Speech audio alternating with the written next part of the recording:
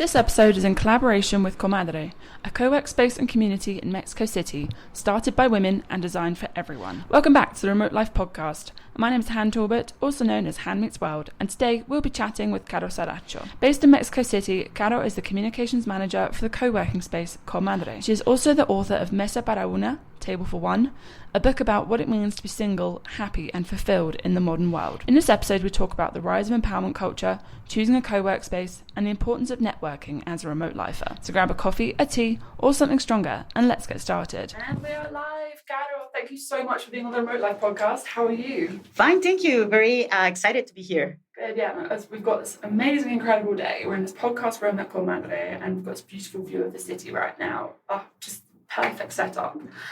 So to dive straight in, tell us a little bit about you, your career, and what drew you to be a part of the Co-Madre team. Well, I studied communication. I'm from the northern part of the country, here in Mexico. I studied there, and then I came to Mexico City, that it's like the city where all dreams come true. Well, that's at least what we think. Here in Mexico, everything is like centralized. So I came here with all my hopes and dreams in a bag. I tend to think like that. Well, I started as an editor in media for women. So there's what I discovered, like my passion to connect with another women through my writing. I've always loved to write, but I didn't know that my words could have an impact on someone. So I discovered that on that magazine. It's a women's magazine. It's digital. It's like the first or one of the first digital magazines in Mexico City. Well, in Mexico, I think, in the country, but well. And from there, I started to do different things in marketing. From my time in Actitud Fem, that's the name of the magazine, I published a book, an amazing book that it's called Mesa para Una, Table for One. Yes, and it's about being single and about being single in this country where single people doesn't have like a place, or they're not like, well, in the book it says like you're not a citizen, a first-class citizen. You're like a second class or even third class because everyone wants to fix you, and there's something wrong with you because you're single. It's missing. Yeah. Exactly. Yeah. So everybody wants to set up with someone, or you have to meet someone, or it's fine, you're going to meet someone. And well, I tried to explain that maybe being single, it's not that bad, that maybe it's a choice, right? And maybe to put it on the table that maybe it's something that you choose and that you're happy with. And from there, it started like an amazing journey connecting with women, and that's what brought me to Co-Madre. And Co-Madre, apart from the beautiful building that we're in, and the co-working space where you can connect with people, there's an amazing community of women and entrepreneur women. I don't know if that's the correct term, but well, entrepreneur women. And I felt again this connection through my words, but not only written, but spoken. And that's what I do here. I try to make this community bigger, that people feel integrated and they can network and do more things besides working a beautiful desk in a beautiful building. I love that. Yeah, so tell us a little bit more about Co-Madre. Like, who is it for? What does the community stand for? And yeah, maybe just in general about the locations. And yeah, go for it. Tell us. Okay, Co-Madre started like a small house where a bunch of moms got together and they wanted to continue their professional careers, but keeping their children near them. Right? They didn't want to leave their children at daycare and not see them for 5 or 6 hours. They wanted to be there to breastfeed or to change the diapers or to be near their children, but they wanted to keep working, right? So they got together and they hired, I don't know the word in English for pedagogas, that it's not nannies, but professional. Like a creche? I don't know exactly. They're not nannies per se. They have a professional career in education. So they hired those professionals to take care of their children and to put them activities that were right for their age and everything. And from there, it started growing. A lot of moms saw the concept and say that, that's what I need. I want to keep working. I want to keep my professional career while being a mom. I don't want to stop being a professional or stop doing what I was doing before I got pregnant. So Co-Madre started growing from there. We started with one building in a neighborhood that is called Las Lomas here. That's a lot of moms there.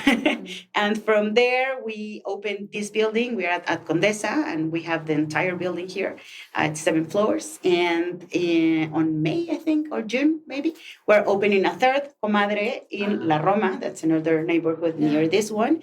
And, the concept is it started for moms, but it grew to be for women first, and then for a family environment.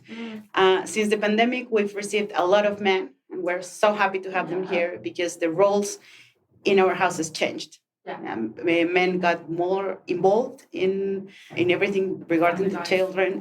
Exactly. So here in Co-Madre, we have that. We have a daycare space. In Spanish, it's called ludoteca. These words I have to translate in English sometime. But it's like a nursery, correct? Kind of like a nursery, but you don't have those nannies. So we have these professionals. I looked it up, and it's teachers in English. Teachers. I don't think we have a proper. I suppose our term would be like nursery, daycare. Yeah, because they're professionals for small children from 3 months to 3 years. Yeah, we'd probably say nursery. Nursery. Okay. So we have nursery here. That's the main difference between Co-Madre and other co-working spaces. That we have this nursery where you can bring your children, and the whole building has like a family vibe. And you can see moms and dads now. We're happy to have the dads here working, and someone is helping them to take care of their children, but they are involved in their activities. At lunchtime, you can see them feeding their babies here, or involving in an activity where they can paint, and then they go back to their meetings, and so they don't have to choose. I don't know in other countries, maybe it's not as bad as here in Mexico, but we have a big gap between moms and that's on the professional level. When you become a mom, you have to stop your career somehow, and you have to give a lot of more time to your children and to the house chores and everything. And men just keep going. Their career, it's always going up, and women have to pause. Here, at least in Mexico, it's how it goes. So Co-Madre, it's a space where you can come and do both things without having to sacrifice any of them, and without having to sacrifice time with your children when you decide it. Yeah, I think so I've been doing this for a little while now. I've been checking out different mode spaces in London and whatnot. But do you know what? I find it it is groundbreaking. The fact that you guys have a workspace that encourages family life, like for both sides, because there are definitely co-work spaces that are dedicated to women only, like in different places, like the pink aesthetic and like girl boss like vibe. But I feel like there are not many spaces that are also encouraging guys to get involved in that and to empower their partner as well to keep their career going while also building a family together. It's wonderful that you guys are encouraging that balance. Just exactly. But not just for women, it's creating that environment for like men as well. That it's okay to be a dad as well. I think that's so important. And there aren't many people who are doing that. And I think that's so special. Yeah, we think that too. The man part came as a result of the pandemic. Before, men here in Mexico don't get as involved in the chores and in the family life as women do. And I don't know if you have read statistics here from Mexico, but women work all day, and they get home and they have to keep working, laundry, dishes, whatever. Yeah. And men just come home and say goodnight to the children and go watch TV. Maybe in another countries it's the same, but here in Mexico it's really, really a problem. It's the start of some change. Yeah. I love that. And you guys, would you say that you're kind of creating a safe environment for everybody to feel comfortable in that as well? Yes. To break down those barriers as well. Our mission is exactly to foster that balance between professional and personal life. And it started for women, but then we evolved to having these amazing families that come every day. And sometimes You see the dad on Monday, you see the mom on Tuesday, but the kid comes all day, all week. He's here. So, and you see the dad feeding him, and then the mom, and then they exchange these roles and these activities, and they both can be professionals and also parents and good parents that have their children near and that they can see them and see the activities and everything that children do here in the nursery. So yeah, it's an amazing concept, and that's our main difference between another co-working spaces. And also, like, the aesthetic, as you say, some floors here in Condesa are very pink, like the first floor. Montsurales, the one in Lomas, it's even pinker. I don't know if it's the word. Yeah. So you enter like a Hello Kitty vagina. I don't know. It's like all pink. It's really pink. But we started with that. And here then we saw that there were more men, and we started doing another floors that were not as pink. So everybody feels welcome. And well, in Mexico, we associate pink with women always. Sure. We've seen that foreigners don't feel like they can be around pink, and they don't feel less men. But oh, interesting. Yeah. Yeah, because I'm sorry, I didn't want to come across like I was like bashing on like pink and girl boss vibe. I think because obviously, like, I don't know if you found as a woman, but I feel like we've still got a bit of a road to go, even as women, like not like motherhood and families aside. I feel like there's still quite a stereotype around, oh, we're not bosses, we're girl bosses. Yeah. Like there's still women or girl attached to whatever it is that we do. And even down to some of the client work, I've had to be like, I don't want to be called girl. I'm not a girl. I'm a grown-ass woman. Yeah. And I'm just as much of a boss and a leader as you are. But I will completely say that my 5-year-old came in yesterday and was like, oh, pink. Yeah. And you see the cushions, and it's like, oh, it's so pretty. Yeah. Yeah, we like that stuff. Yeah, I think when it's just in the conversations, the narratives now as women, where we're like, no, we're making parts for ourselves. We're parts being called girls, but we're not adverse to unicorns and pink. Yeah, exactly. But glitter, come on. Yeah.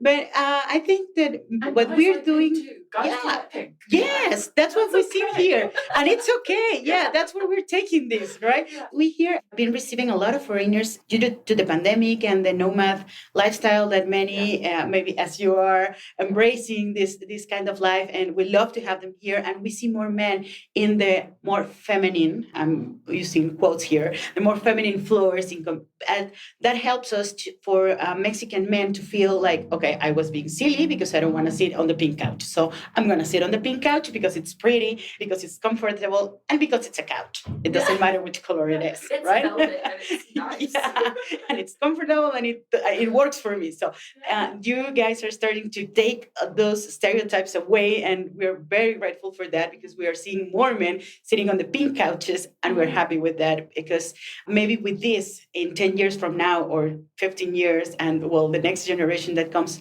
after us, they're gonna say we're bosses, and they won't have to say girl boss. Exactly. Like, absolutely. Yeah, I'm a boss. Yeah, I'm a boss, and that is it. On the note of the next generation, Gen Z is something else. Really something else. And Gen Alpha is going to be something else again. Yeah. They have no fear, and they are just incredible. So I think I completely agree. I think it's more of it's just breaking down, so like bit by bit, like allowing it, guys to embrace the velvet pink couches, and like girls to be able to say we are bosses, and that's that. Yeah. Like, we can lead, and just I think we're in this beautiful pinnacle now where we're just starting to break all that down, and it's not so much. I don't want to say it's not going to be such a struggle, because I think about the conversations I still have, but I'd say that we're definitely on the right path.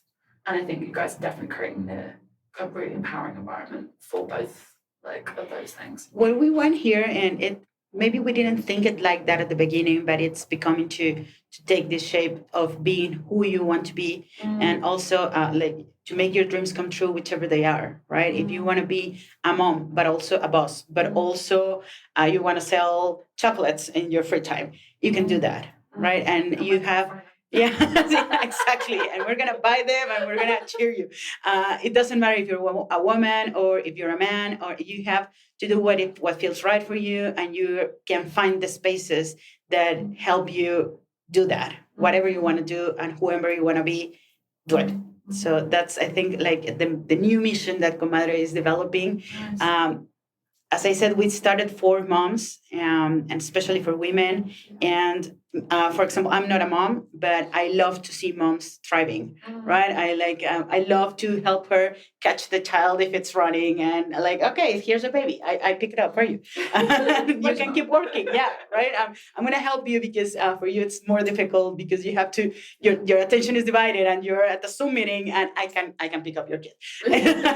So we feel that sorority, it's a word that we've been using a lot, but it feels like that here in the building, and you don't feel judged if your kid is crying, and we don't judge you if your dog is barking, for example, because we embrace all kinds of families here. It's a pet friendly, yeah, all kinds of children, as many legs as they want to have, and so it's a family building, and that's amazing. And if you don't like the noise, or you want maybe another co-working space is better for you, but here, and I'm exaggerating because there's some floors where you don't see kids, not because they're not allowed, but because somehow we've managed to respect some silence or some quiet spaces, and some floors where you can see more kids and more dogs, and well, cats we don't have, but maybe sometime.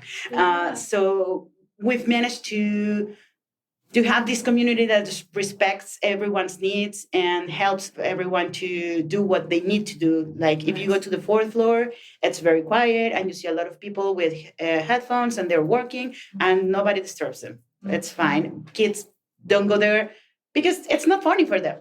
But if you go to the first floor, and there's a kid running, and there's a dog over there sitting, and it's fine. That sounds like kind of my cup of tea. So when you're kind of, if someone's new, is a remote lifer, is a digital nomad, how should they go about finding a co-work space? Like, what do you think is the most valuable thing to think about? I think that proximity, it's one of the most valuable things because, for example, well, it happens in all big cities. If you're from London, of course, you know this, the traffic gets horrible, and you don't want to be 30 minutes on a car or something to get to a place. So proximity, it's maybe the most valuable thing for a co-work space that suits you. And for example, here in Co-Madre, that's something that we have very good going on for us because we are in a very popular neighborhood right now where we're at Condesa, and it's a neighborhood where a lot of foreigners come and a lot of digital nomads come here. Condesa, Roma.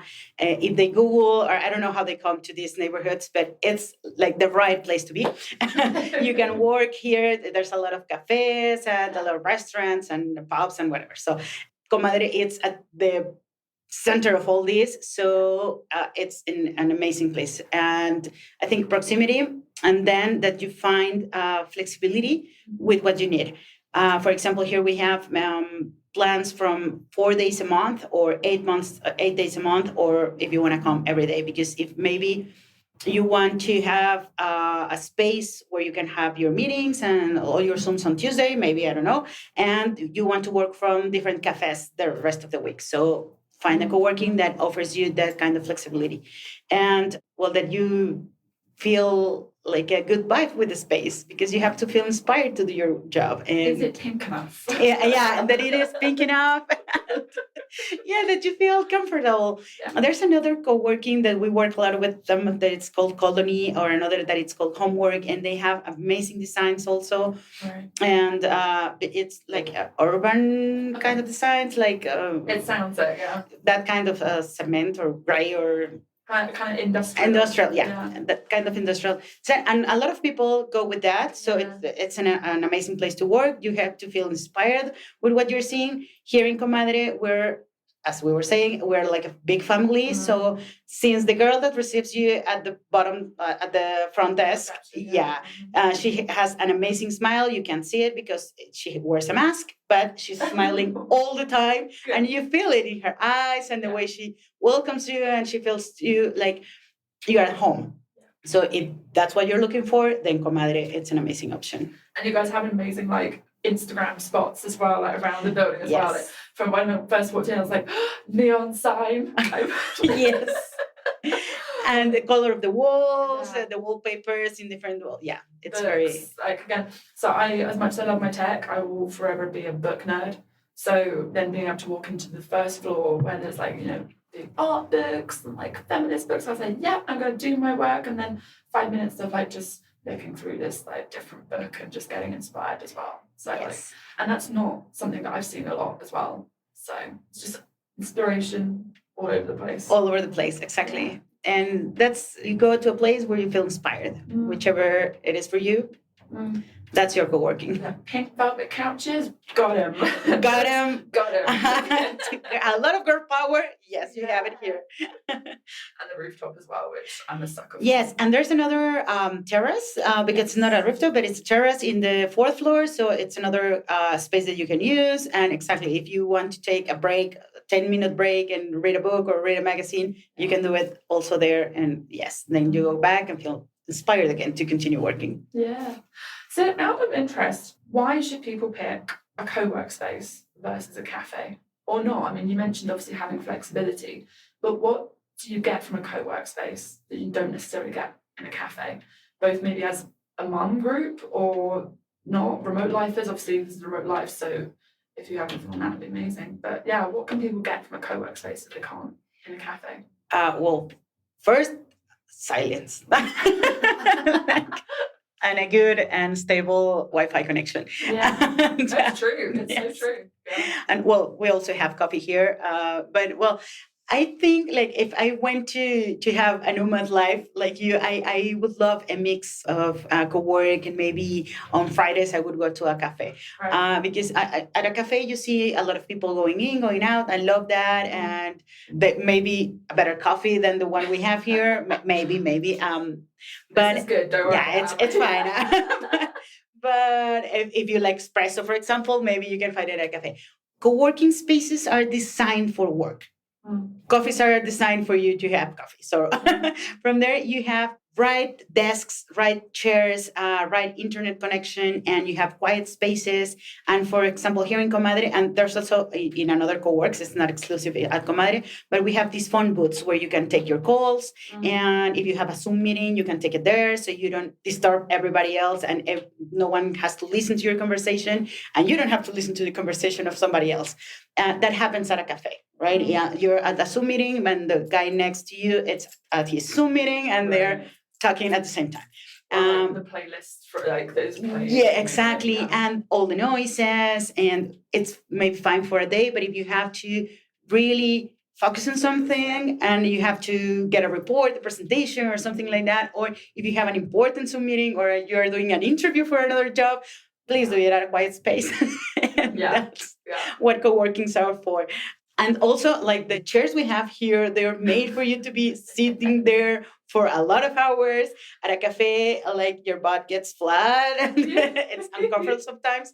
But yeah, I would love a mix of that. And that's why we created these flexible plans that we have here at Co-Madre. We also have a plan where you can come every day if you want. We're open 24/7, like you can come whenever you can. But we made these flexible plans because people like to move around. Also, with the pandemic, we found maybe you got inspired at the park, and it's fine. But when you have an important Zoom meeting, or you want to get something done and you have to really focus on something, maybe a more quiet space and a desk that is designed for that, and then you have connections for your computer, and do you have everything you need here, like you were at your office? Those remote times when we were in 2 offices, hope they don't come back. But if you need something like that, then a co-working space works better for you. And it sounds like also there is a ready-made community. Exactly. In that as well, because I found for me definitely that I have to really go out and make an active effort to find people, which I don't mind. Like, I'm a project manager and event planner by trade. Like, that's second. That's what you do. Like, hey guys, want to I can do some stuff? Not a problem. But for anyone who is maybe, I guess, not sure where to go, it sounds like a co-work space. Well, again, depending on what you're looking for from a co-work space, but somewhere like Co-Madre has that community already built in. Like you guys have events, you guys have like different things going on. Like if you're a mum, you'll meet each other in the door or whatever it is, or grabbing someone's kid that's like run off. Yeah. It sounds like that bit of that as well. Yeah, you meet a lot of people here. And before the pandemic, we had a big community of entrepreneur women that they've helped each other with everything. So we also have a WhatsApp group where they say like, hey, I need an accountant, or I need a lawyer. I need it. So we recommend each other. And that's an amazing way of growing your business if you're an entrepreneur.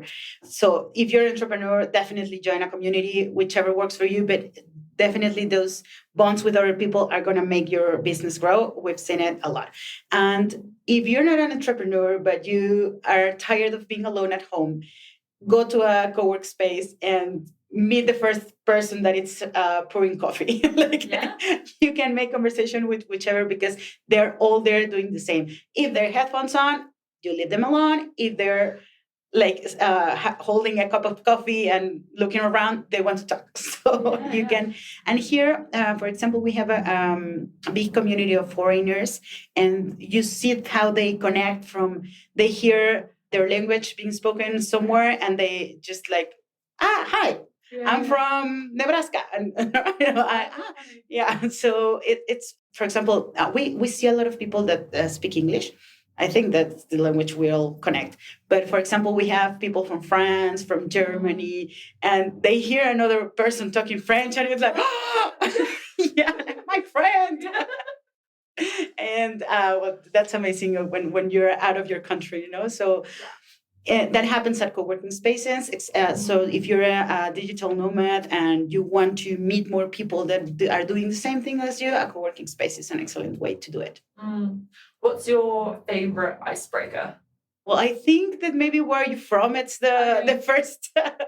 Yes. Where are you from? What do you do? Because from that you connect with, if you hear someone speaking the same language as you do, you're going to find a connection with the place they're like, even if it's from Brazil and Portugal, they're going to say, I've never been to Portugal, but then you can keep going. Yeah, I love that. So for you personally, who are some of your favorite role models, like business, creative, or even within the Co-Madre team, and why?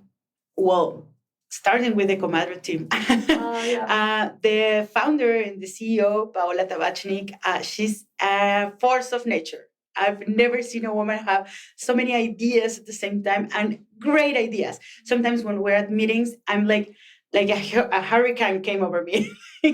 From all the things that her mind goes like 1,000,000 per second. And she's an amazing woman, and she started all this because she had a vision, she had a dream, and she wanted to make it different for other moms. And that's amazing. She's like a serial entrepreneur.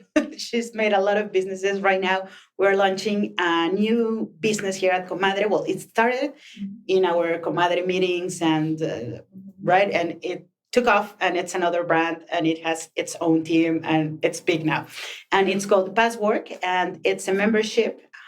You pay a plan or a subscription, and you can go to all the co-workings that are affiliated to Passwork. So we have more than 150 co-workings around the country.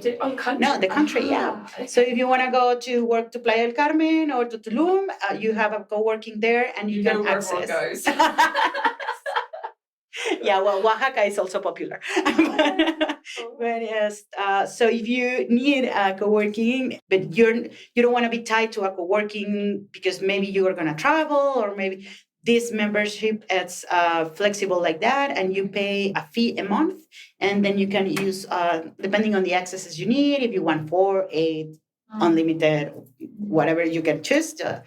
You pay that, and then you can access to all the co-workings we have on our network.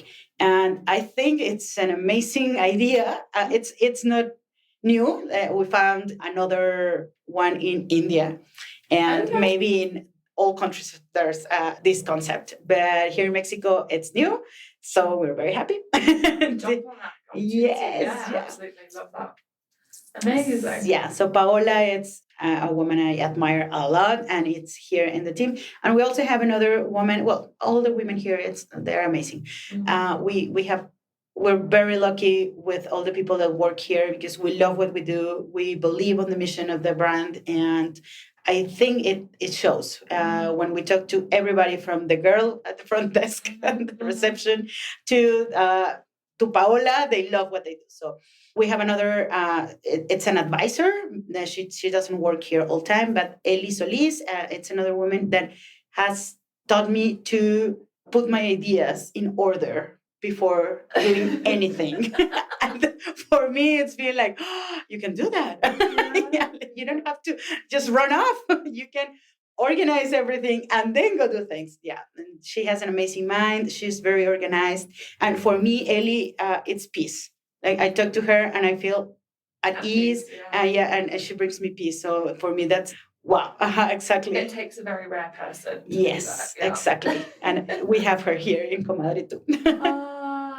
So are there any other business, not necessarily women, but are there any business people that maybe digital nomads or like remote lifers should definitely look up and look into or do some research on?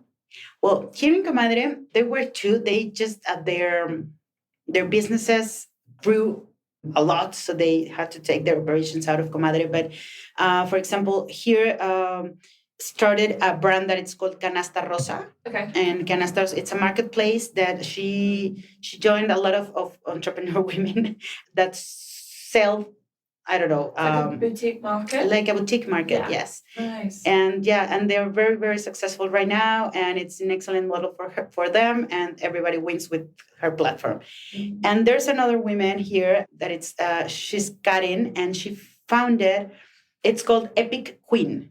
Okay. Yeah, and it's a technology school for girls. Nice. Yeah.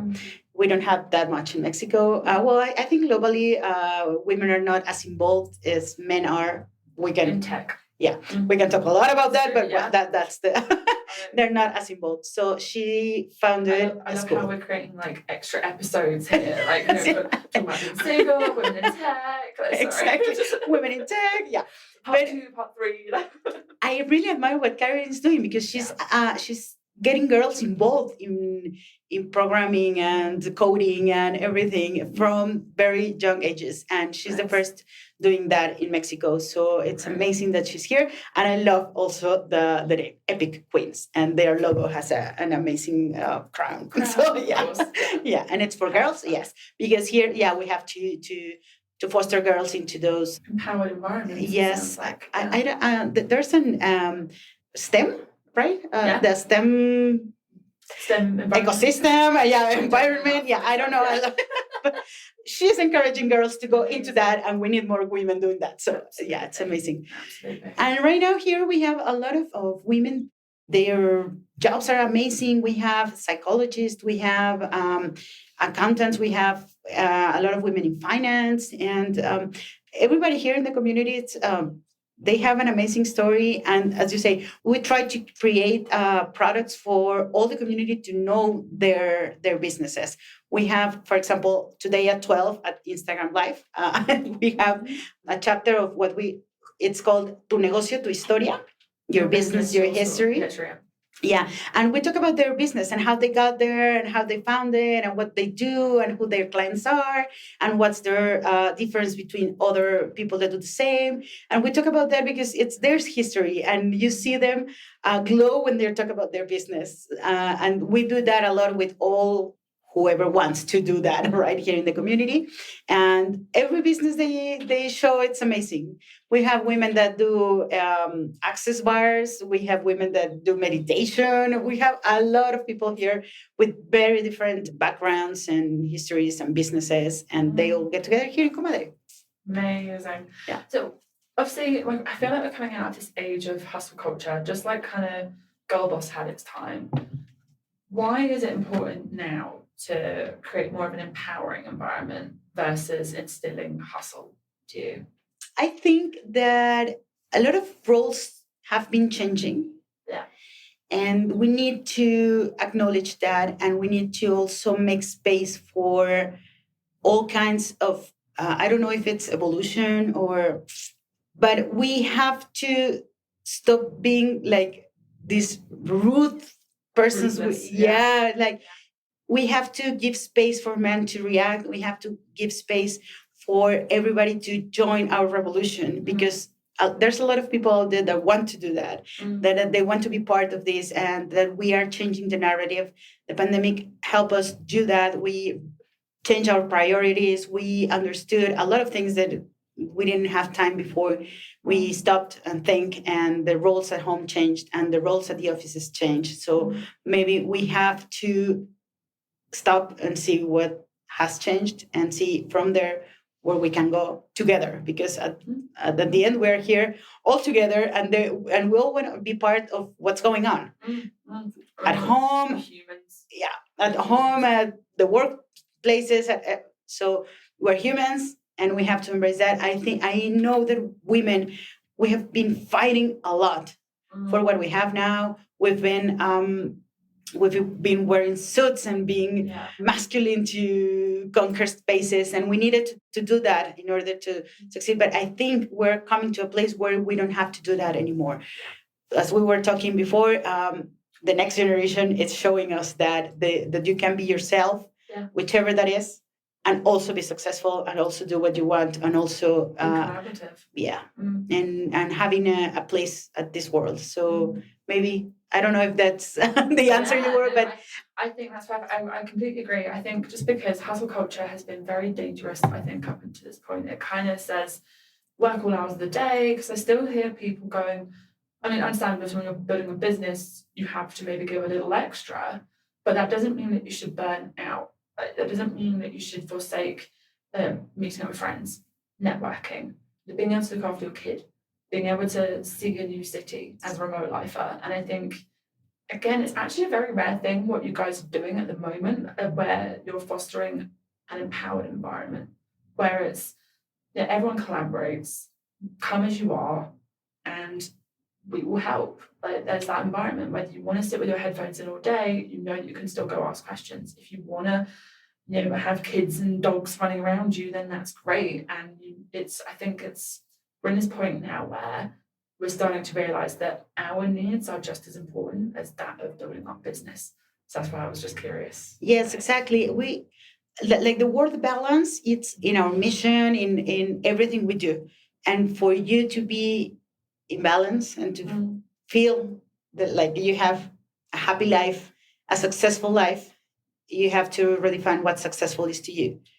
So being successful means that you have a community that supports you, friends that have your back, a family that loves you, and you have to love yourself. You have to love your business if you have, or love the place where you work, and that is what makes you feel in balance or at balance. I don't know the exact form to say it. We need these flexible spaces, and we need this flexible way of life.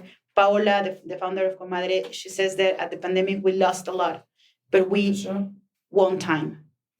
And we won't let that go anymore. Like, no one wants to go back to that lack of time that we had before and that rush that we were living in. So these new lifestyles that developed with this change in the world, they're making us look that we have to have mental health, and that means that you have to be in balance with everything that you do, and you have to see what's best for you, whatever that means for you. Absolutely. I love that. Do you have any advice for people who are keen to try the remote life in CDMX? Yes. Yes. No, like. Well, I'm a foreigner, not an outsider of the country, of course, but I'm a foreigner here in Mexico City. And like in many countries, the capital of the country is way different from the life outside of the city. So when you come from a small city like mine, I'm from Chihuahua, and it's not small at all, but comparing to Mexico City, it's really small. Like Mexico City has 25 million people living here. It's a huge city. It's a whole world going on here. So coming from a small city of 5 million people, it's not small at all, but 5 million people, from there to this, you're an outsider. You're always going to be an outsider. So everything is different here. So my first recommendation is, yes, find a neighborhood that you can have a lot of things at walking distance. Try not to move in cars or anything, because Mexico City's traffic is the worst in the world. crazy. Yeah, it's Oh my crazy. God, all hours of the day. And the amazing thing for us that we're not from here is that all the people that have lived here its entire life, it's normal for them. Like, oh yeah, it's 2 hours to get from here to my office. It's like, how on earth are you willing? Yeah. Oh my God. Yes, it's like you make 4 hours at the day commuting. What? Yeah. And it's normal for them. So my first advice would be, yes, come to a neighborhood like this, Condesa or Roma, or even Narvarte, that it's growing up like this. But Condesa and Roma are like the main places for foreigners to come, because you have everything at walking distance and they're safe. You can walk at night, of course, with the same precautions you walk everywhere in the world. Yeah. Yes. But you can walk at night, you can go to bars, you can go to restaurants without having to take the Uber or even a bike. You can walk there. And for me, like, it's the main difference from living here in Mexico City. And also you can meet a lot of people here just walking around. If you sit at the park, and you're going to meet someone. So if you don't want to feel alone, or you don't have a community here and you want to make friends, it's an easier way to make them in these neighborhoods that are kind of made for foreigners to come here. Also, join a community, join a co-work, or join, of course, it's an easier way, yeah. Or join or go to salsa classes, or do something that make you connect with people, and you're going to find friends. There are a lot of people here in Mexico. Try all the food. It's amazing. Mexico has an amazing food. I love that no matter where I go, that's always the advice. Like, yes, get to know the culture through the food. Like, through the food. Yeah. That's it. Of course, take care with the spicy food, because like the first year, it's good. Your stomach is gonna hurt. But try the food, and it's a really beautiful city to live in when you don't have to deal with traffic. I can understand that completely. What is your favorite thing about living in CDMX? Actually, my apartment, that it's 3 blocks from here. Nice. Yeah, I live there with my 2 dogs, my 2 cats. I walk everywhere. I don't like to get into the traffic. I hate the traffic. And all my friends kind of ended up living near each other. We live very close to each other, so that makes everything easier. And something that happens a lot in Mexico City is that people don't see each other as often as we that are not from this city. We're used to see our friends more. Sure. They can go by months without seeing each other because the distances are crazy, and the traffic and the life gets in the way. But if you want to have close group of friends and you want to meet people, you try to live in these kind of neighborhoods that you can meet with your friends more often. Yeah, for me, it's like, my friends are my family. My parents live in Chihuahua, so I don't see them as much. And my friends are my family here. So living near to them and being able to, what are you doing? Let's go grab a coffee right now. And being able to do that, for me, it's why I keep living in Mexico City. I love that. Well, final question from me, because I feel like I could honestly do like a part 2 and 3 with you, honestly. Home is where blank. My dogs are. Oh my God. Yes, it feels home. Yes. Caro, thank you so much for being on The Remote Life. It has been amazing to chat to you. And thank you very much for the invitation, and we hope to see you here in Co-Madre. Thank you so much for listening to this episode of the Remote Life podcast.